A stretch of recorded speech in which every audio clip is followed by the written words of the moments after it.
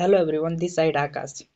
Okay, तो आज हम लोग एक कॉन्सेप्ट पढ़ेंगे जो कि है क्या है, Coulomb's law. Okay, Coulomb's law देखेंगे हम लोग। कूलम्ब्स एक साइंटिस्ट था। ओके, क्या था? कूलम्ब एक साइंटिस्ट था जिसने क्या कहा था, उसने एक स्टेटमेंट दिया था। क्या स्टेटमेंट दिया था उसको हम लोग देखेंगे आज, ठीक है।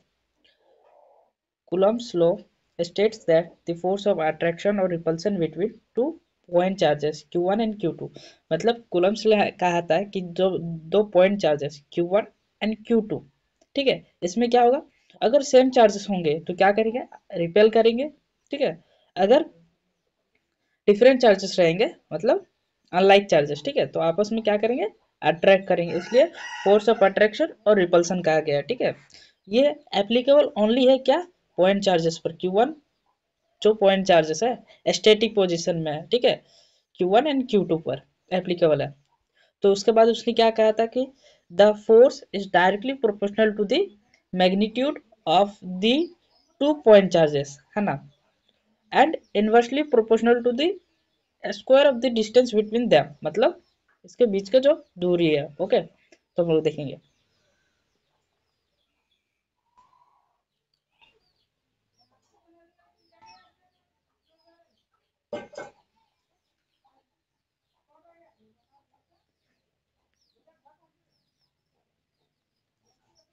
ठीक है, तो चलो आगे देखते हैं। जैसे पॉइंट चार्ज हम लोग के पास क्या है, Q1 है और Q2 है, और इसका जो बीच का दूरी है वो कितना है, R है। डिस्टेंस कितना है, R है। ओके, तो कुलम्ब्स जो साइंटिस्ट था उसने क्या कहा था, जो फोर्स ऑफ अट्रैक्शन है, जो फोर्स है F directly proportional to magnitude of the charges Q1 and Q2, ठीक है। इसको मान लेंगे इक्वेशन वन मान लेंगे, और उसने क्या कहा था, inversely proportional to square of the distance between them, तो डिस्टेंस क्या हुआ, आर हुआ, तो इसको मान लेंगे इनवर्सली एफ जो फोर्स है, force inversely proportional to R square, ठीक है, इसको मान लेंगे इक्वेशन 2, ठीक है। उसके बाद हम लोग देखेंगे कि जो इक्वेशन 1 है और इक्वेशन 2 है, दोनों को ऐड करें। From equation 1 and 2 we get, क्या करेंगे, सिंपली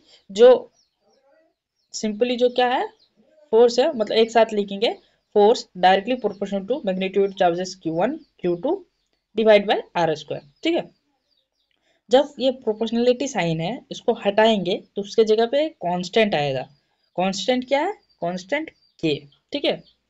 तो क्या हुआ, फोर्स इक्वल टू के, कांस्टेंट है, कूलम्ब कांस्टेंट, फिर Q1 Q2 by R square, ठीक है।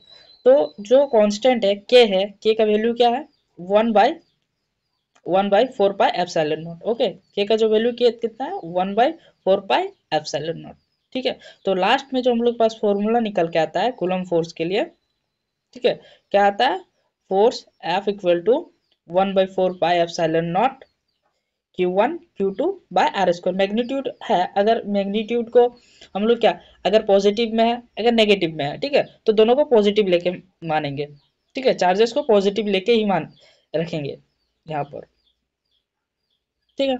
इतना दूर समझ में। तो उसके बाद कुछ पॉइंट जैसे है, क्या क्या पॉइंट है देखते हैं।